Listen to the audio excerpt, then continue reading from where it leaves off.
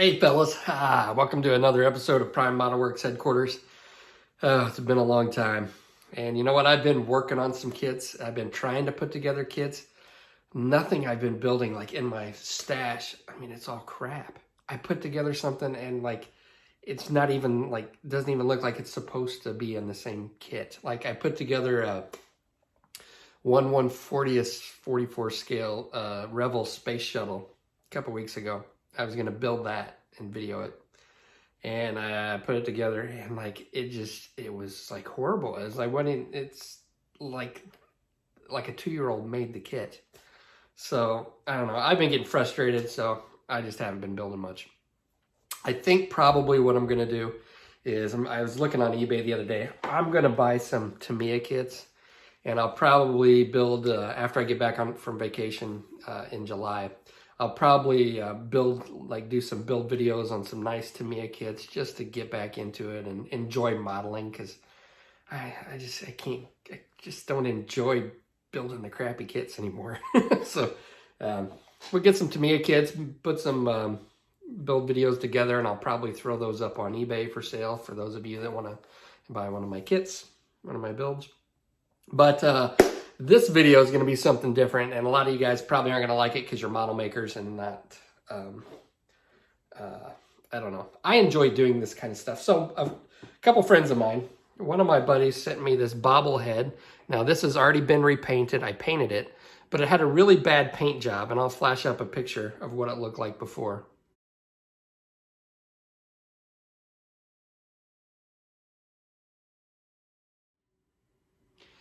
And he wanted me to repaint this and give it a little extra pizzazz. So this video is going to be me just letting you guys follow along as I paint this, and kind of my thought process of how I go about repainting something like this. And it was a fun little project. And my other friend sent me all these Dragon Ball Z figures, and he wanted me to build a base for him. Now, I was going to do a separate video on just building this base, and it's built out of that purple insulation foam that you can get at Home Depot. And I got through most of the build, almost completely done with it, and I went back to edit the video, and I found out that I had deleted a large portion of that video. So rather than like redo the whole base and reshoot it, I'm just going to show you the main part of how I solved the main issue of this, which was getting the figures to stay on the base. The rest of it, you know, there are YouTube videos out there, tutorials on how to build dioramas with this insulation foam. So you can find those elsewhere. But I didn't find anywhere showing how to attach magnets to this, which is very difficult, but I figured out a way to do it. So these are all attached with magnets, and they do stay on here pretty well. I mean, it's not perfect, but I can hold it up and they don't fall off. And these don't typically stand up well by themselves. So I show you that at the beginning of this video, and then the rest of it is on the Dragon Ball Z Bobblehead, painting that. Let's get this over here. I hope you enjoy the video, and let's get on with it. All right, so here's the base that I made for my friend for his figures. Now, I knew I was going to make it out of this foam insulation that you can get at like home. I got this at Home Depot.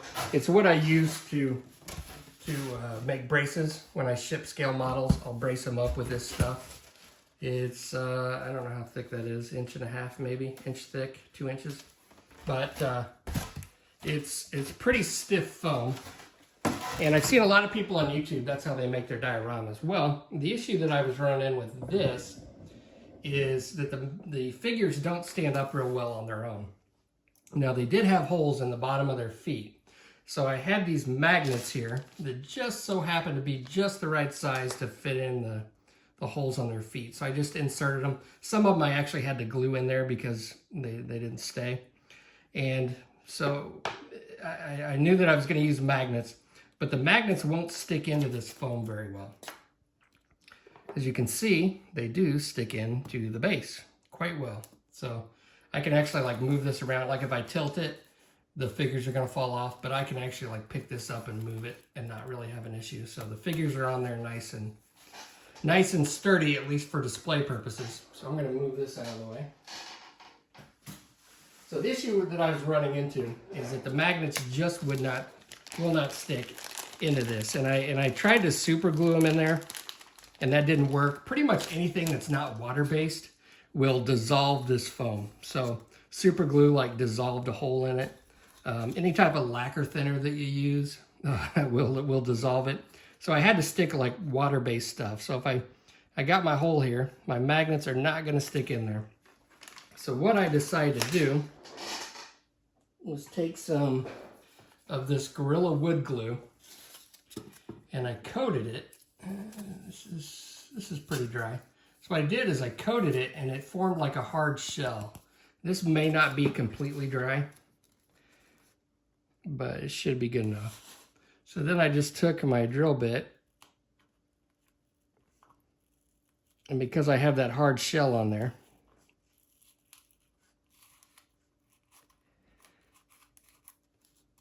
okay, and then I would take my magnet,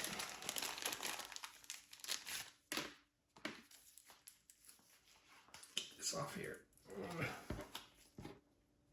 Now, when I put the base together, I actually used hot glue to glue the pieces together, and then I cut them with a hot knife, and then I was able to sand it and shape it the way I wanted it. I actually used a drum sander to shape some of the features. I also ended up using some spackle too to give me some of the shape that I wanted. Okay, and I just dip it in the glue. I'm going to stick it in here, just like so. Okay, and I get my magnet to stick in there just like so. So if I would try to use the wood glue on a non-coated foam, what's going to happen is, well, my hole's kind of big, but I mean that's part of drilling into the soft foam. The magnets just aren't going to stick in there. Okay, so then what I did is I watered down some of this stuff, and then I put like 3 layers of this over top of the magnet, and that was enough to hold the magnets in when I put the figures on. So that's a neat little trick. Just Gorilla wood glue. I use wood glue because it's a little harder than if I use like Mod Podge or just white glue. But this stuff will not harm the foam, and it gives it a nice crusty surface that I'm able to like insert the magnets, and it makes it hard once I get 2 or 3 coats of this stuff on there. So I just watered it down and painted it on with a brush, just like paint, and it formed a nice crust and allowed the magnets to stay on the in the foam. So that's how I did that. Okay, so let's take a look at the Bobblehead. Now, I've got a good start on this. And I was gonna try to strip the paint that was already on here. And I started off with isopropyl alcohol on a Q-tip. And about the only paint I was able to remove from this thing was down here on the Dragon Ball Z logo. The rest of the paint was pretty stuck on there, and I couldn't remove it with the IPA.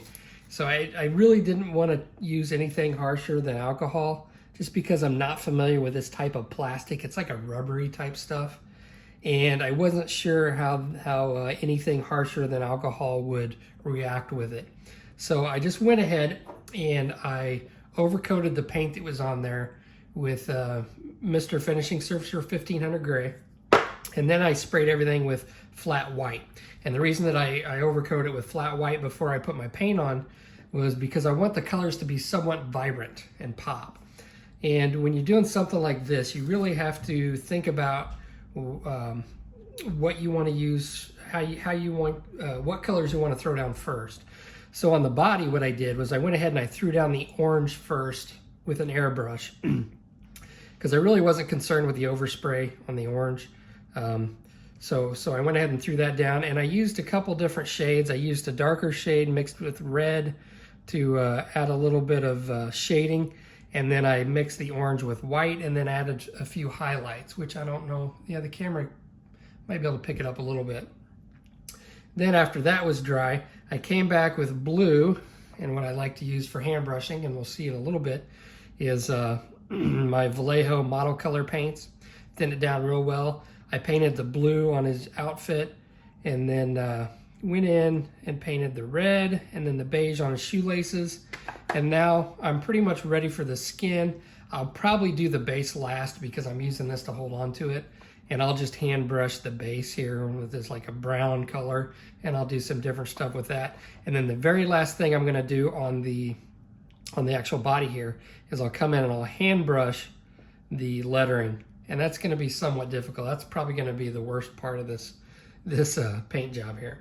So we've got the head here, and I've got it based in white. And what I'm gonna start off with is I'm going to spray it with an airbrush with yellow. And yellow's really kind of a hard color to hand brush. And especially with his hair, the way it is, there's a lot of crevices and stuff. So I'm gonna airbrush his hair with a yellow, and then I'll come back with white and I'll make some highlights.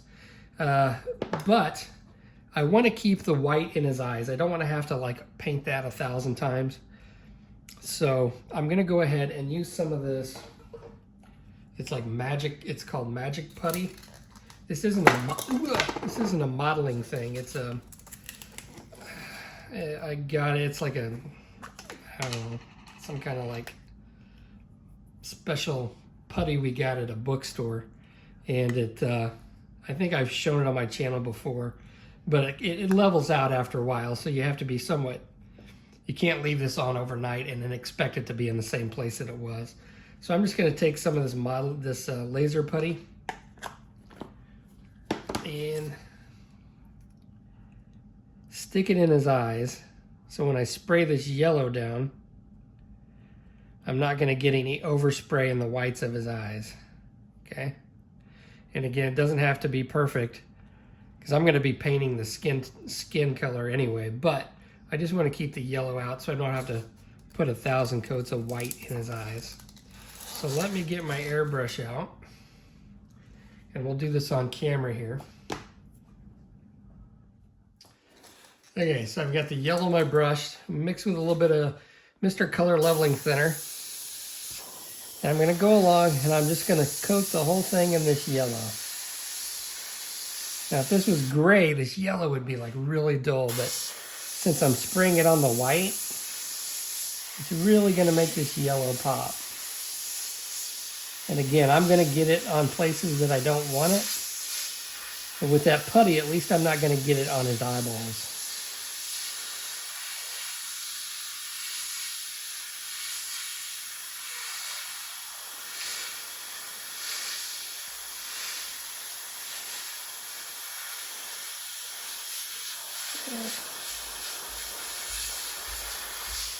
So I'm just taking my time because there are lots of little crevices in here and I don't want runs.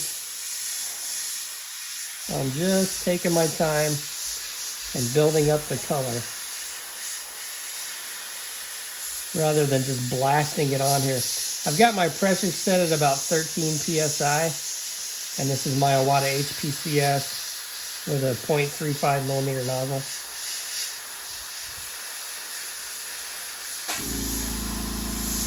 But I'm barely letting the paint come out. I'm just layering it on there. And this yellow is covering really well. So it's not like I have to put a real thick coat on here. Just trying to get in the crevices.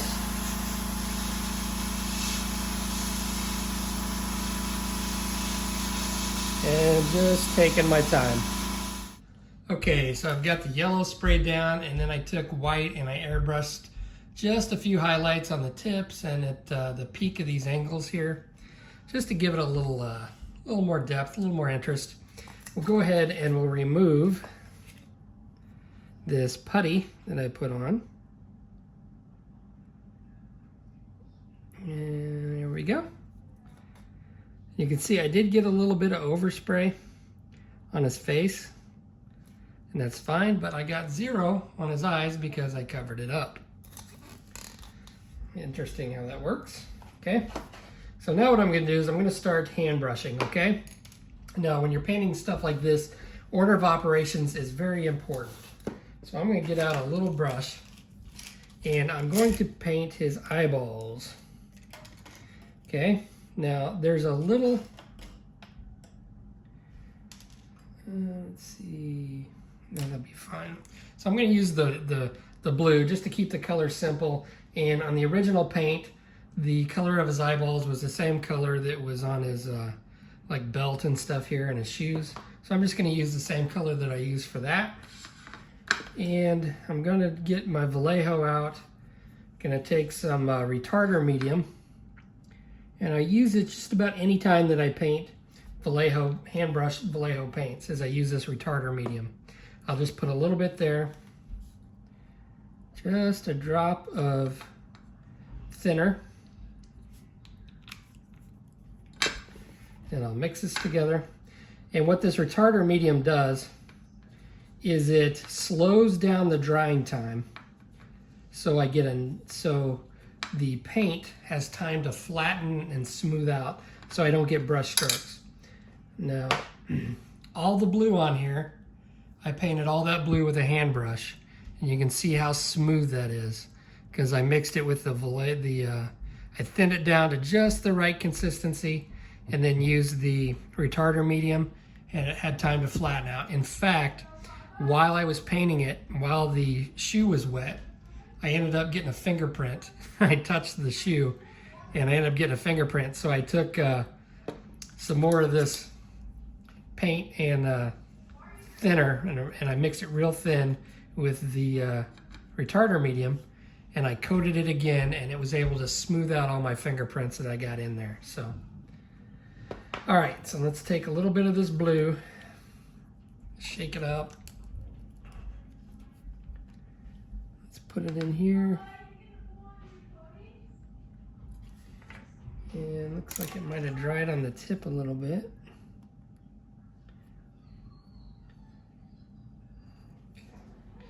My dog is gonna go swimming with my girls here in a minute. All right. Now, with this, with the eyeballs, I want to be careful not to get any of this blue outside of where I want the eyeball. Okay, so I'm going to tip this upside down. So we can get a little bit more light down here on this.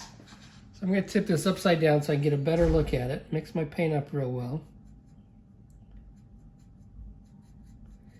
In my thinner and retarder mixture.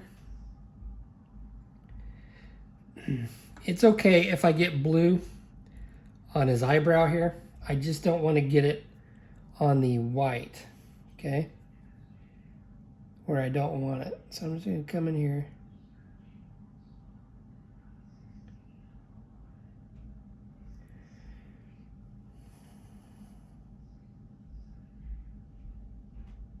I'm just going to go up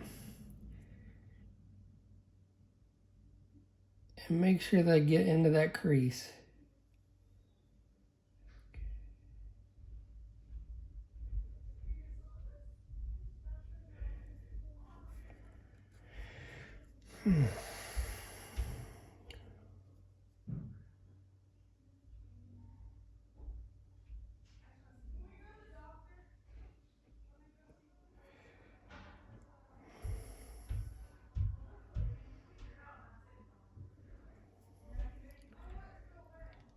Just like so.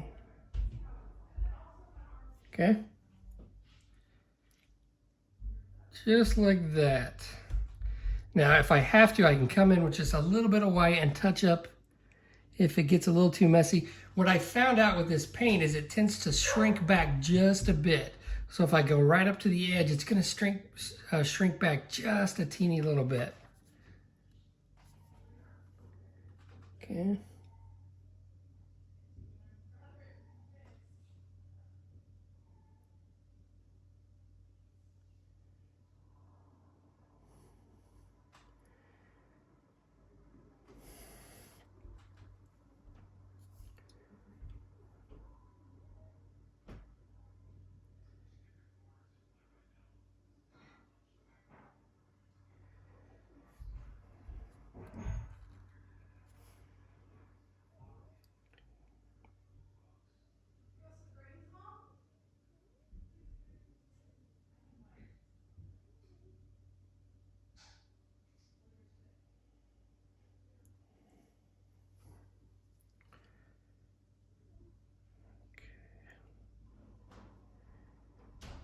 think that will work. All right. I'm going to let this dry. And then what I'm going to do is I'm going to come back and I'm going to start painting the skin. And I'm going to use this beige red like I typically do with my figures. It's darker, and then once I get that all the skin color down, we'll come back with some oil paints and we'll add our shading and highlights with the oil paints instead of trying to do the shading and the highlights with acrylic paint. So I'm going to let this dry, and then I'll start on that. I'm going to do that the same way. I'm going to mix this with some retarder medium, some airbrush thinner, and then coat everything that's skin colored. It's I think they look about right. I may have to come back with some white and just a teeny tiny bit tighten up that right or that left eyeball there. So we'll see. We'll be back in a bit. Okay, so I've got it all painted, and I went ahead and I put a flat coat. I used Tamiya Flat Clear. And what I'm doing now is I'm doing some oil paint work. Oops, I moved the camera. So I've got my Abtalung 502 oil paints. I've got Flesh Shadow and Basic Flesh Tone here. And I've got some brushes, and I've actually cut the end of these brushes off so I can work kind of small and use these as like small blending brushes because this is kind of a small piece. I did take a real fine brush, and I took some of this oil paint and I went around just along the edges of his eyeballs to darken those up. Now I did change the color of his eyes. I showed a picture of this, of the work in progress, to the guy that I'm painting this for, and he said the eyes should be green. So I went ahead, made the eyes green, and then added a pupil and then a little white dot.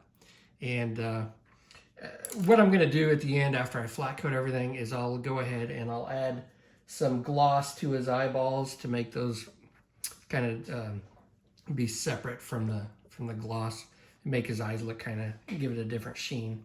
But anyway, what I'm doing now is I'm taking this Abtalung 502 and I'm using the shadow color, and I'm coming around and I'm just going along the outside of his hairline here.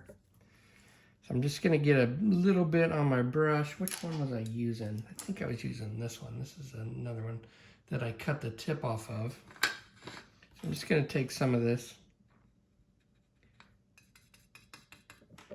I'm just gonna go along his hairline. Gonna try not to get any on the yellow of his hair.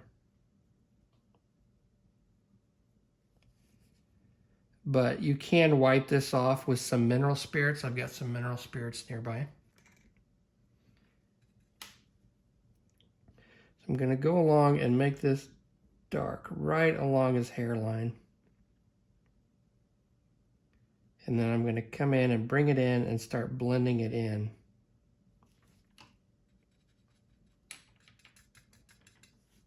I've also got some Q-tips over here, which will help me blend it in a little bit more. I'm just going to come along and start adding some shadow and shading. Now, once I get this set, I'm going to come in with this lighter color, and then I'm going to start adding highlights. So I don't know if the camera will pick this up or not, but you can see what I've done there. And I've brought it around kind of like a semicircle where it's going to be shaded. And this is just going to give it some nice depth. Now I went ahead, the body, I'm working on the body right now, and I've added some shading and highlights to the body. I'm not exactly sure if I'm completely happy with it, but it's a work in progress, I guess.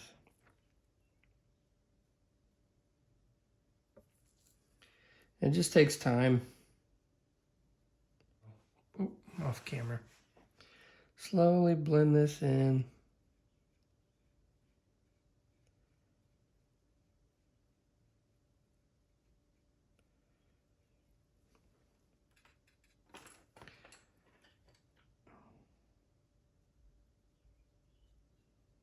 It doesn't take a whole lot of paint.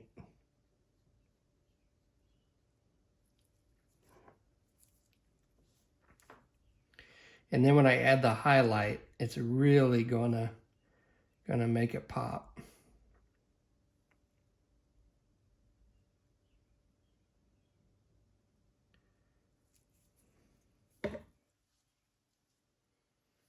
Now if I want, I can take a thinner brush and I can come in here and I can get right up along that hairline.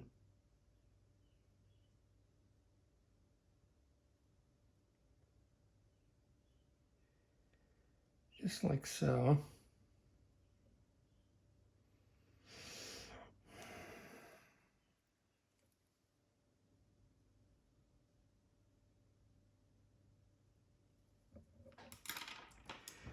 And then I can take this brush and blend it in some more. Just start blending that in.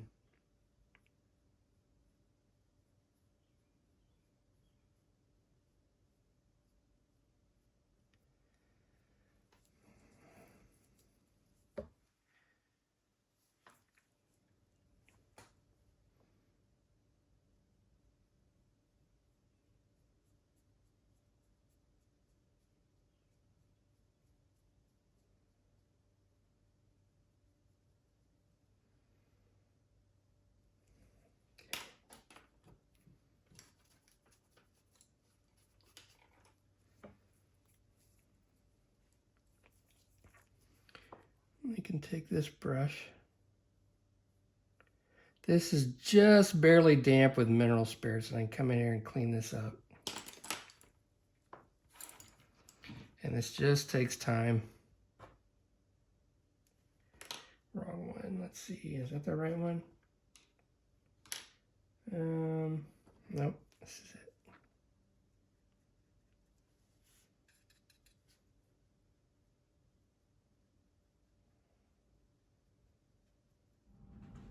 Okay, so I've got my shading done. You can see that. It doesn't show up as well on video as it does in real life, but it's a little more stark when I'm looking at it off camera. So now I'm going to take some of this lighter shade, and this is basic flesh tone, but it's really light. Now, keep in mind, I put the beige red skin color down, the Vallejo model color. That was my base that I was starting with. And then I used, obviously, the darker for the shading. And I'm going to go ahead and take some of this with my little brush. Just going to get some on here. I'm going to come across, and I'm just going to start painting some highlights. And then I can come back in and blend this in. I don't really like this brush. Let's get one that's a little bit softer.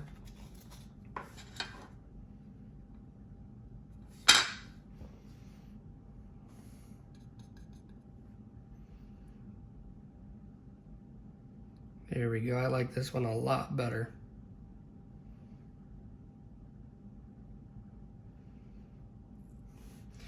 Now I'm not putting a clear coat over top of each layer. I'm just kind of doing it as I go. And that way I can blend it in. Now if I do make a mistake with this, then it's going to be harder for me to erase without erasing what I've done before.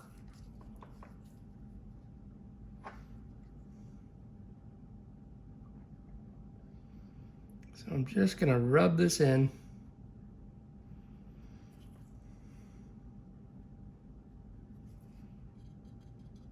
It doesn't take a lot of this. Okay. Put some of this on his nose. Maybe on his chin just a little bit. And then I can take a dry brush. This is Isn't really stiff. Get something a little better.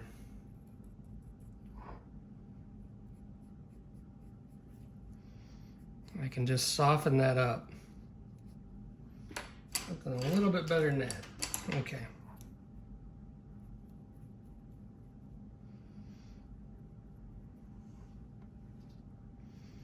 And I can blend that in.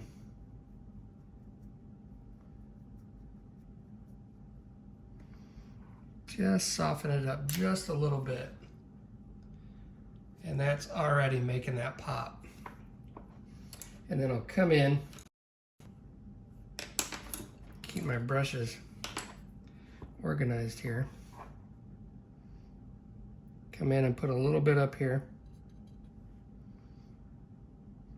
And because I have a flat coat on this, my paint, I'm able to blend this a lot better than if this was a gloss coat. So I've got Tamiya flat clear on here.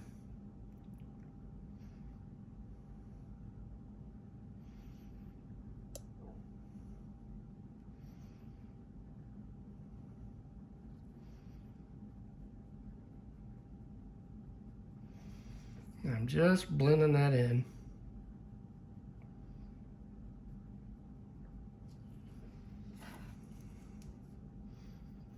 And then I can soften it up.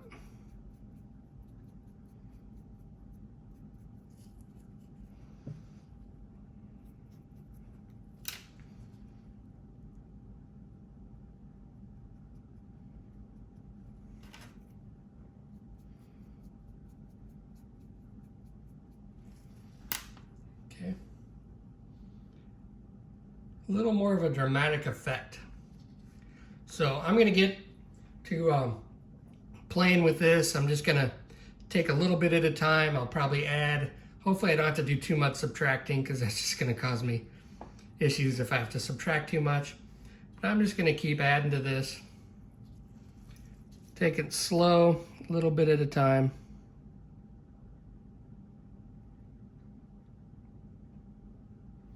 Adding my highlights.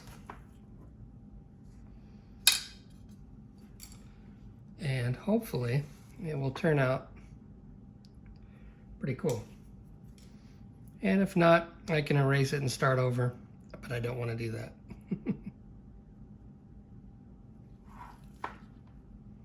Okay.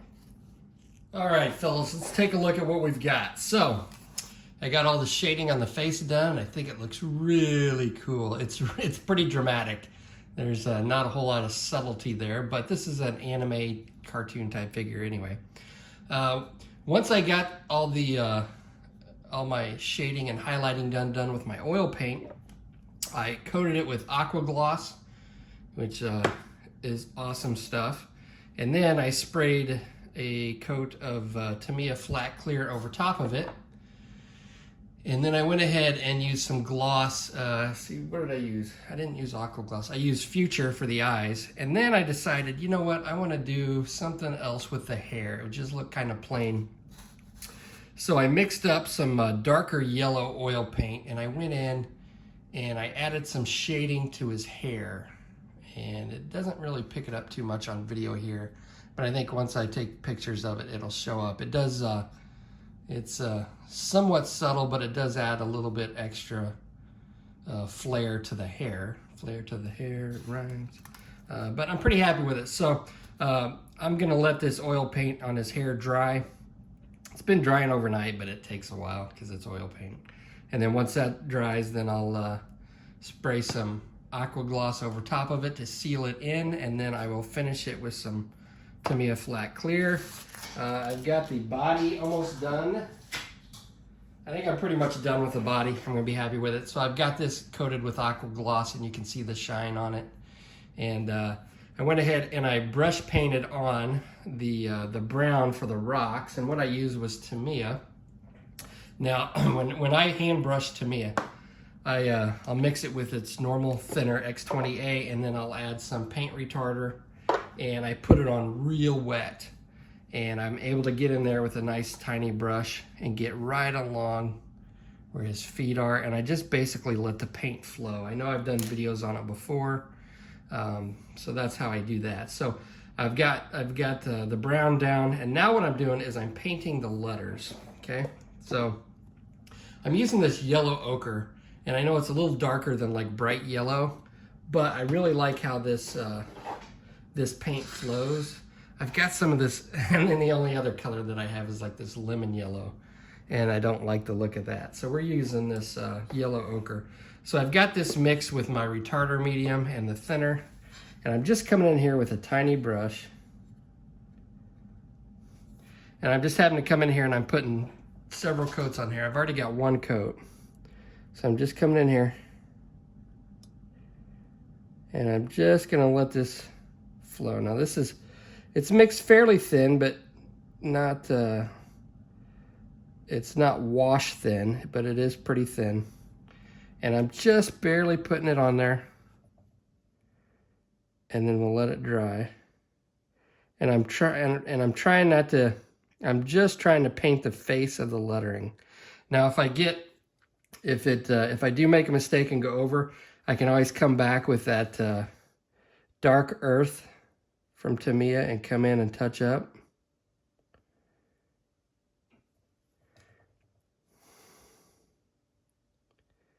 Then once I get my colors down, I've got orange and red to paint next. So the ball Z is going to be red. And once I get all my colors down and it dries, then I'll come back and I'll spray this with the aqua gloss, and then I'm going to do an oil wash, like a dark oil wash on here, and then I'll do some dry brushing just to bring out some of the detail on the rock. And then I'll flat coat everything, and we should be done. And hopefully like a dark oil wash is really going to bring out these letters and make them pop out.